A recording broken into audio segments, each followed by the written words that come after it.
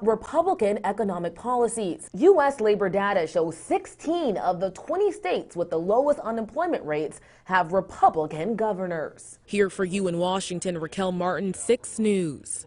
Our Nick Mantis is in for Audrey tonight with a look at sports. And Nick, I know the Lansing Lugnuts certainly got a big-time hitter, didn't they? Yeah, Sherry. The Oakland Athletics organization got their 2021 first-round draft pick, Max Muncy. He made his debut at Jackson Field tonight. We have full coverage that you do not want to miss. Plus, Tarek Skubal had some fun against the Oakland Athletics on Thursday. We're going to tell you about his stunning strikeout star on the mound when we come back.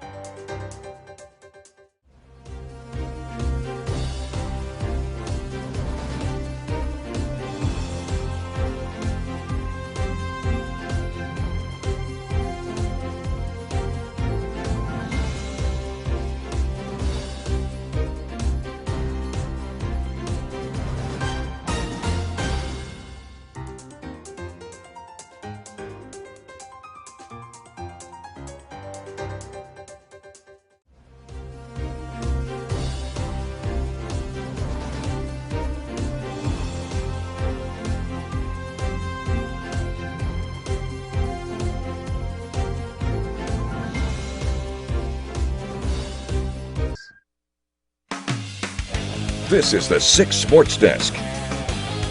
The Oakland Athletics might have the second fewest wins in Major League Baseball, but that's a great thing for us here in Mid-Michigan because the A's are searching for young talent and added to the Lansing Lugnuts roster. The Luggies already have Tyler Soderstrom, the A's 2020 first-round draft pick, and now they have Max Muncy, the A's 2021 first-round draft pick. 2 guys who are in the top 5 prospects within the A's organization.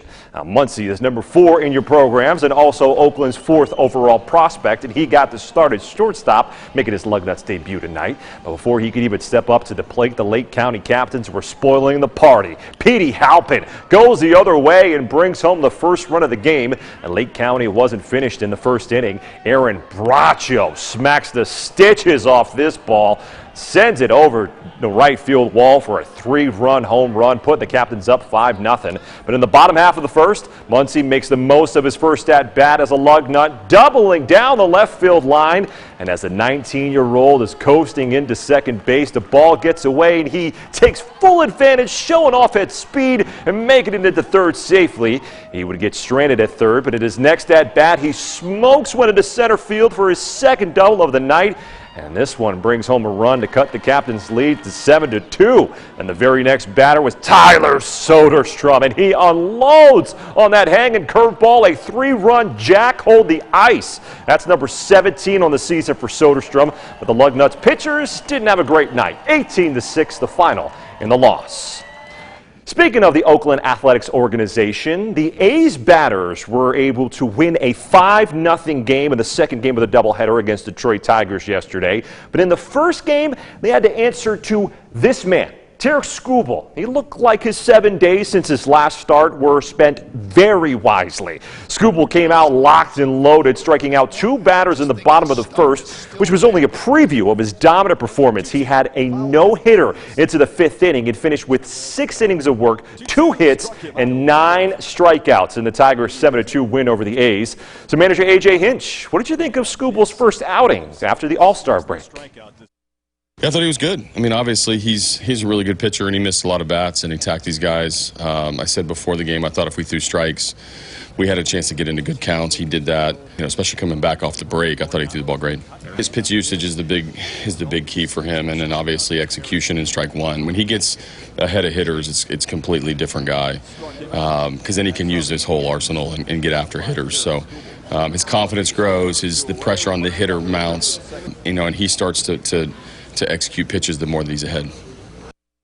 Now to some guys trying to make it to the pros. Former Michigan State forward Gabe Brown is back in town, and last night he was keeping his game sharp at the Moneyball Pro-Am. The former Spartan signed as an undrafted free agent with the Oklahoma City Thunder, where he was able to show off his skills in the NBA Summer League. He had a 23-point game against the New Orleans Pelicans and is seen as a solid wing shooter at the next level.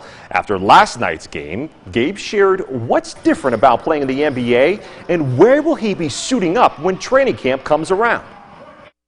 Not sure right now, but most likely it might be OKC. Okay. But right now, I mean, I had a great summer league, so I'm just taking everything in and just enjoying the process. All the guys are focal points now, so I can just feed off anybody. Whoever's hot, I can be the next man to get hot. So that's good with me as well, because I ain't always got to be the guy that teams are just trapping, doubling, sending 2 at me, things like that. So every team got to pay attention to every single guy now at that point, because it's the NBA now, they're pros now. So at that point, it's way more fun, because you can't focus on just one person, you got to focus on the whole team.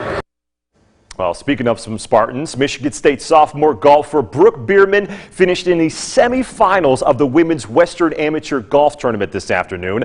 The Spartan was on the brink of making it to the finals when she matched up against Clemson golfer Annabelle Pancake. Yes, that is really her name. Now, Biermann was off to a good start by winning the 4th hole, and then the two started trading some wins until Pancake was able to win 3 straight holes and won the match up 3. Now, Biermann's performance while only being a sophomore stood out on the national stage, and it'll be exciting to see what skills she could bring back to mid-Michigan this upcoming MSU season. We'll be right back with a final look at your forecast, so stay with us.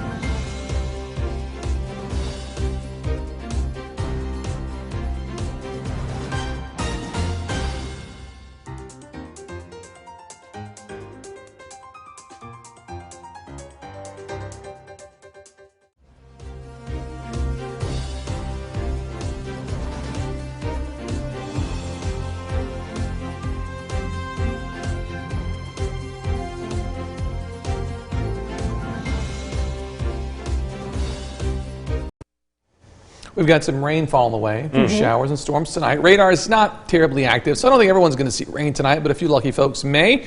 Severe weather threat is low tonight, but a little bit higher for tomorrow night. Highs during the day, 92, and it'll be dry. But Saturday night, Sunday morning, some showers and storms. Then it looks perfect on Monday and Tuesday. Highs in the 80s, lows in the 50s by Tuesday morning, and a few showers and storms return to the area on Wednesday. August could be just as hot. Yeah. Usually it's a hot month. We'll see. Oh boy, I can't wait. Have a great weekend, everybody. Thanks for staying up late.